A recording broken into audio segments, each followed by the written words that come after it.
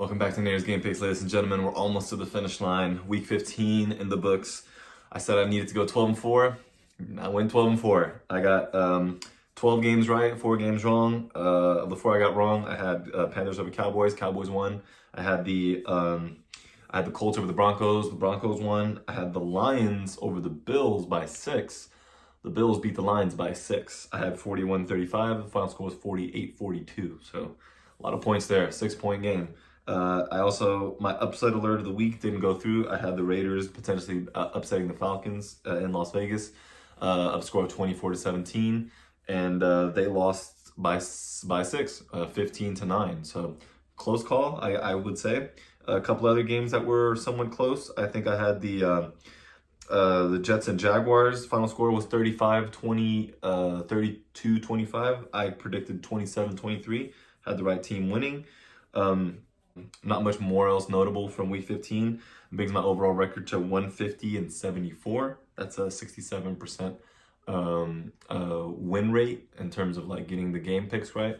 So without further ado, let's go look at no more bye weeks for the rest of the year, as mentioned. Week 16, cold December playoff hunt and weather. Let's take a look at the schedule.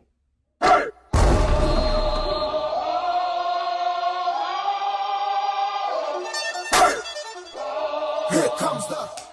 Okay, guys, I think this is the second to last Thursday night game of the year. I think they don't do Thursday nights on week 18. So Broncos at the Chargers, division matchup here. The Broncos are currently in the 6th seed of the AFC playoff standings. I think they're ahead of the Chargers. I think they're in the 7th.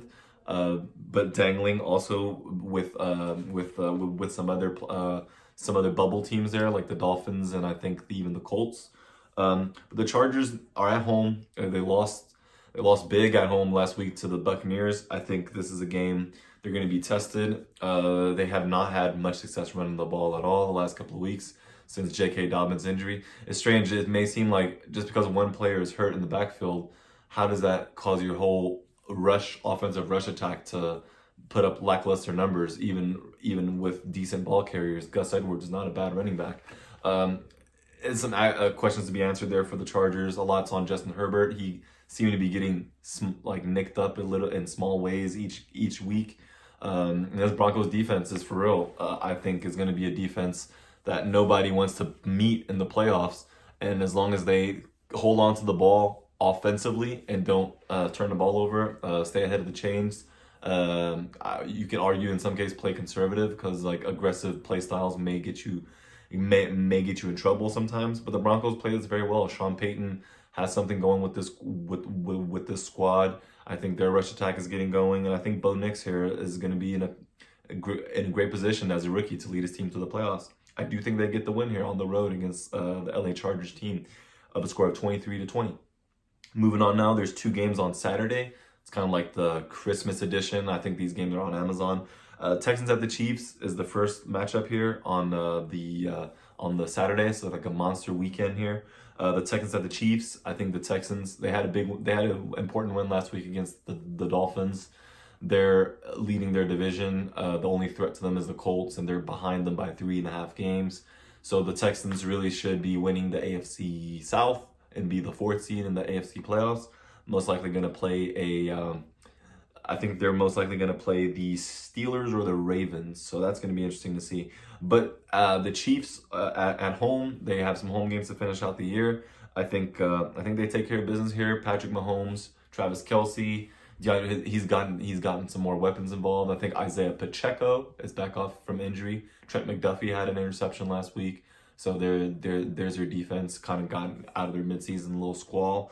And I think the Texans here, they had they won last week. Nico Collins had 2 receiving touchdowns, but Joe Mixon only had 23 rushing touchdowns on 12 attempts, and was their leading receiver. I think second leading receiver with 33 yards on 5 catches. So they're not putting up a lot of big chunk plays right now, so that's going to be something to look out for them. Like they definitely want to go into the postseason feeling more confident on the offensive end, putting up plays and being able to score because they haven't really been doing so well lately. Against the Chiefs team, I think they get stifled. I think they lose on the road here to the Chiefs of a score of 24-17. Moving on, we got the Steelers at the Ravens. Second time these two teams match up. The Steelers coming off of a loss. They lost to lost to Philadelphia Eagles last week. The Ravens coming off of a win. I think Ravens at home. Lamar Jackson's making another case for MVP, competing with Joe Burrow and Josh Allen and Jared Goff. You got to throw him in there too. I think this is a deal. This is Josh Allen's MVP award to lose, but don't count out the Ravens. They might try to finish with the. It's either the 6th or the 5th seed, or 7th or 5th seed for them. It's unlikely that they'll win the AFC North, but they could potentially, as if they beat the Steelers here, the Ravens would be 10-5, dropping the Steelers to 10-5 as well, so they would be tied. I think it's like tiebreaker rules. But I think Russell Wilson here against Lamar Jackson will be a nice little matchup here. I think the Ravens are more healthy than they were in the middle of the season, and I think they make more plays in this division matchup. I think they get the win here over the Steelers, 30-21. Giants at the Falcons. Now we're on our Sunday slate of games. The Falcons at home. They got a win last week against the Raiders team, the other 2-win team in the NFL. The out of the AFC, the one from the NFC is the Giants on the road here. The Falcons actually benched Kirk Cousins. It was announced I think earlier today that they're going to start, or yesterday evening, they're going to start Michael Penix Jr., their first round rookie that they drafted with the 8th overall pick. This could be big for them. I think, you did pay Kirk Cousins a lot of money, but if he's not producing, he's coming off that Achilles injury, which Aaron Rodgers this year is also recovering from. But you can make an argument that Aaron Rodgers has played better than Kirk Cousins has in terms of limiting the turnovers. Now, lackluster production and a low completion percentage may be both of their problems, but I can see why the Falcons did this. Why not get the rookie some time, some experience now early, especially late in the season where they're trying to make a playoff push. I think they can potentially make a push for the 7th seed. Doesn't look like the Tampa Bay Buccaneers are going to lose that division, as the Falcons beat the Buccaneers twice, but they lost. Before their win last week, they were on a 6-game losing streak, five game losing streak, I want to say. So that can put you out of the lead in the division lead real quick. So they definitely came to that conclusion. I think the Falcons at home play inspired under a new rookie starting quarterback. I think they get the win here at home against the Giants, 27-10. Cardinals at the Panthers. This is an interesting game. I think the Cardinals are also they have to play the Rams and the Niners again. Try to get into that. They're also looking to squeeze into the playoffs. I think they'll compete hard against the Panthers will compete hard against them here. They have been competing hard. Other than last week, they got blown out by the Cowboys. So this is going to be a game for them where they need to do some reevaluations. Dave Canales and this new coaching staff have a lot of offseason decisions to make. Same with at quarterback, just as much as his defense, as they hardly can generate much of a pass rush, and a lot of teams run the ball down their throats at will. I think that's what the Cardinals will try to do with James Conner, who newly signed an extension to stay with the team, and look for Kyler Murray to maybe get his big tight end target. Trey McBride, his first tight receiving touchdown of the season, as Marvin Harrison Jr. Couldn't get much going in single coverage against Christian Gonzalez last week. But we'll see how this works out. I think Marvin Harrison can match up good against J.C. Horn, and I think Trey McBride gets his first receiving touchdown of the season. That's my prediction for this game, and that the Cardinals come out with the win on the road, 28-22. Lions at the Bears. Second time these two opponents play each other. They played in Detroit. This time it's in Chicago. Could be a little trap game for Detroit coming off of a loss, but obviously the way the Bills were scoring on the Lions defense is not the same way that I would expect the Bears to do that against the Lions defense. And this Lions defense has much improved from allowing a lot of points and being ranked in the 28th among the 4 worst defenses against the pass. But I think this year they've played a lot better. They are nursing a lot of injuries, and they've done fairly well. Considering they have faced a lot of injuries this season. They'll get some key players back come playoff time, and I think they'll still be probably holding on to that number 1 seed if they win out. I think it's going to be between them and the Vikings coming down the line here, and then the Eagles, of course. The Eagles, Vikings, and the Lions are all fighting for this number 1 seed. So interesting developments here in the NFC playoff picture. But I do have the Lions beating Chicago. In Chicago, of a score of 33-14. Titans at the Colts. Colts here at home. This is to Titans, like I said from last week, a lot to evaluate. I think they benched Will Levis in the game they lost last week to the Bengals, and then Mason Rudolph comes in there, throws an interception. A lot to sort out for this team. Their offensive line, they have invested 2 first-round picks in the last 2 years, but protection is still an issue. So that's not as promising if I'm a Tennessee fan. As for the Colts, they have questions at quarterback. They have a great running back in the backfield, Jonathan Taylor, having a decent year, but obviously getting overlooked because of the poor offensive play overall from this Colts offense. I think this is a game where they can bounce back. I think they need to, and I think they will. I think they win here with a score of 21-18 at home against the Tennessee Titans. Rams at the Jets. 4 years ago, the Jets were super underdogs on the road in LA, and I think they won that game. The LA Rams hosted. This is their since then this is their second matchup in 4 years. I think the Jets have a good chance here. Look for Devontae Adams to get going again. He had 198 yards last week against the Jacksonville Jaguars defense, second most of his career in a single game, and all of that came in the second half. So he was catching fire. He's gonna expect them to hold on to that fire. Him and Aaron Rodgers, as Garrett Wilson also was getting free, getting open against the coverage they were throwing at him. So that's good for the Jets. Promising. They're at home. I think they have a good chance to beat the Rams here. But the Rams are a team that's going to come into the playoffs. I think they're young. I think they're hungry. They're playing with the right mentality. They're coached by a great coach. I think this is a team to be reckoned with in the playoffs. I think they do get tested by the Jets, but I think they come out and get the win here. They're going to be a good matchup. Look for Cooper Kupp and Nakua matched up against this Jets secondary. And look for this Jets run defense, who has been giving up a lot of yards on the ground lately, to make a stand against this rushing attack and Kyron Williams, who is top 3 in NFL in rushing touchdowns, as he has 12 on the season. So he can do some damage. And then obviously Devontae Adams against this Rams secondary. I think they're going to key in on him. I think they're going to try to get after Aaron Rodgers as quickly as they can. I expect a lot of quick passes from Aaron Rodgers in this game. But I do have the Rams coming out on top on the road of a score of 30-27.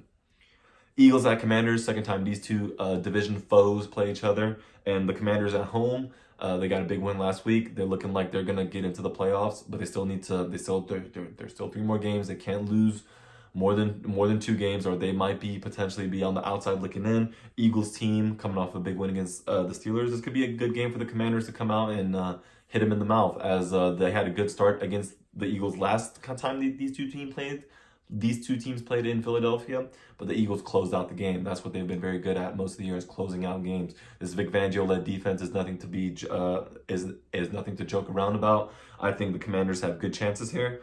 Terry McLaurin, Scary Terry, going for multiple double-digit receiving touchdowns in 1 season. Good for him. He definitely deserves it. One of the more underrated players. Jaden Daniels likely to be the Rookie of the Year, unless Bo Nix has something to say about that. But I think the Eagles, they're just hard to stop. A.J. Brown, Devontae Smith. Although Dallas Goedert out, you got Calcaterra, Johnny Wilson, other tight ends stepping up for the Eagles. It's going to be hard for the Commanders to stop. But if they can keep the ball out of the Eagles' offense, control the time possession, I think they have a chance. But I do think the Eagles get the win here on the road, 24-20. Browns at the Bengals, 2 Ohio teams. The 2 teams of Ohio. This is the last game in the 1 o'clock slate of games. The early games of Sunday. I think the Bengals at home have a good chance here. I think they put up some points. The Browns have been on fire offensively, but obviously they've lost a lot of close games. The Bengals, Jamar Chase leading the league in receiving yards and receiving touchdowns and receiving receptions in general. Look, he's going for a triple crown. He's going to try to get paid up 40 mil a year for a receiver. So that should be on the Browns' minds in terms of stopping. It is a good secondary here. Denzel Ward, Greg Newsome. This is a big task for them. They need to do some too high shell. They need to be making sure they know where number 1 is. And then in that result, T. Higgins should have a great game. So I expect him to have some touchdowns here in this game, and Joey Burrow to keep putting up they're not completely out of the playoff picture. If they win out, they could have a chance to steal that 7th seed. So we'll see what they do. I think they will beat the Browns at home with a score of 34-29. Moving on to the second slate of games coming in, the 3 o'clock games, 3:25. The Vikings have the Seahawks. Seahawks lost last week at home against the Packers, Lumen Field. They haven't really played the best at home lately. More so on the road, they've been very effective. I think I'm not really sure why that is, but this defense kind of goes up and down. They're able to stop teams, they're able to get pressure. In other weeks, they just can't seem to get it done. I think the Vikings team come in here. I think the Vikings are looking at that Detroit on their schedule. I think they play in Week 18. I'm not really sure. And then that's the game that's gonna tilt them to that number 1 seed. The Vikings are looking to win out. They're coached. They're very, very well coached. Brian Flores coaching his defense out of his mind, and Kevin O'Connell, obviously, you know how he keeps this offense going. Jordan Addison and Justin Jefferson putting up Pro Bowl type years, and Justin Jefferson arguably putting up another All-Pro season. So I think it's going to be a lot for the Seahawks to overcome unless their defense can get some stops and they convert. The Seahawks offense need to convert. Kenneth Walker, Zach Charbonnet, Tyler Lockett has been a ghost on that offense, and give DK Metcalf some targets in the red zone. You gotta get your playmakers the ball, and you gotta get it to them fast and with high frequency.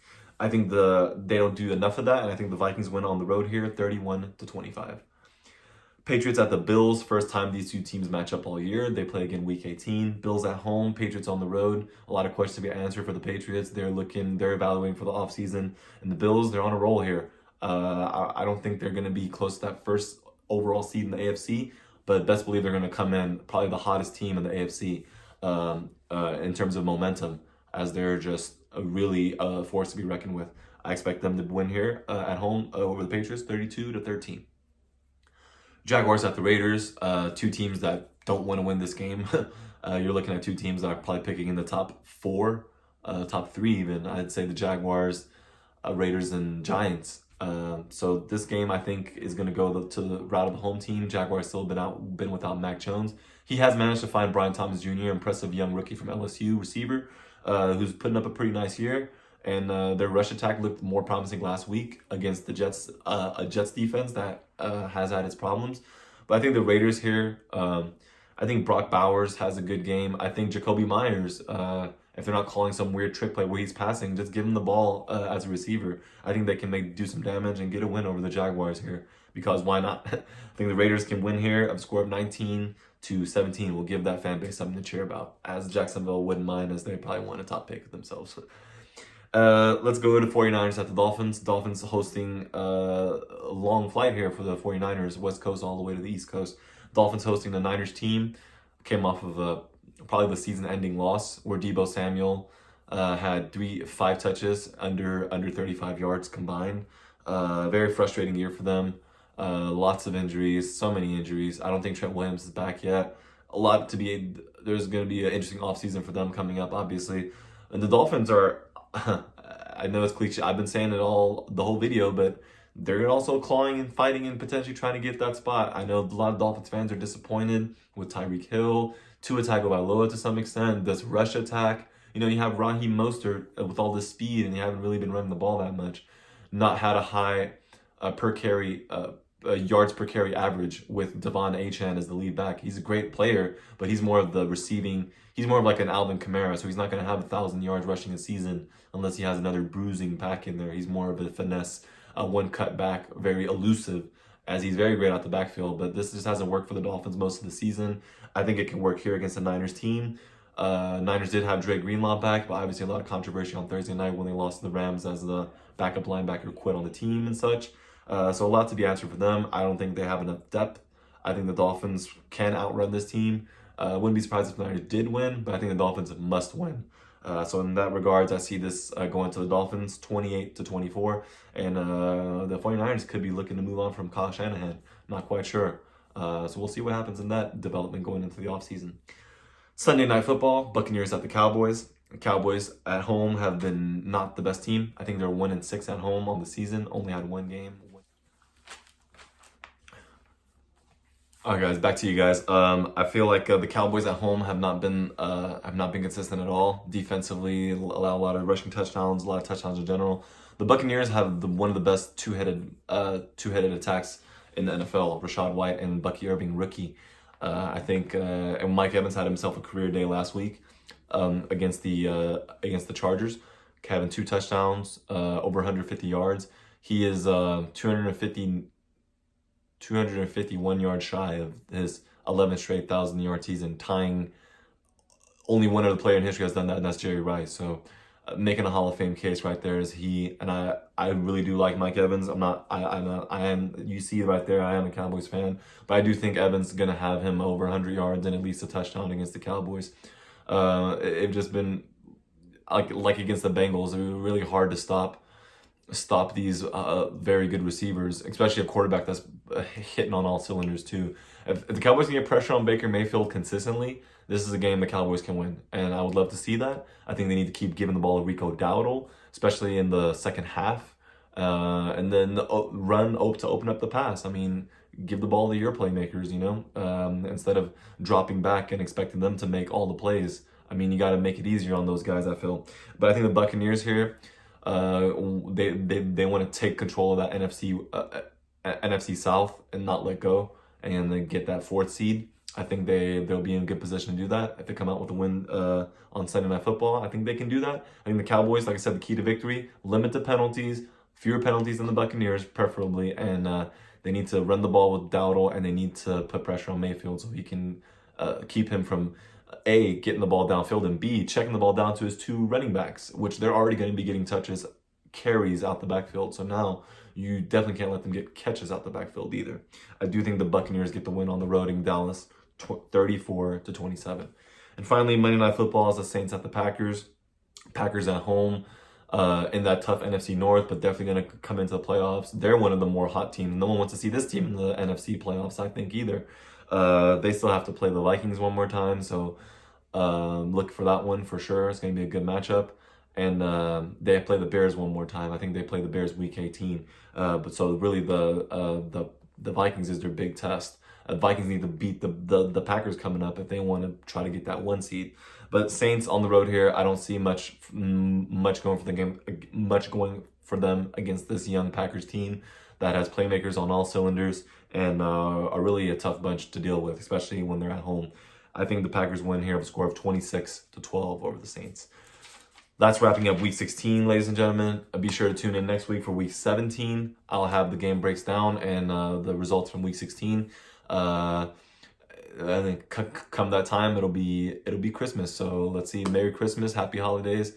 Take care of your loved ones. Make sure you cherish all the times you get with everybody. I'll see you guys soon. NATOR out.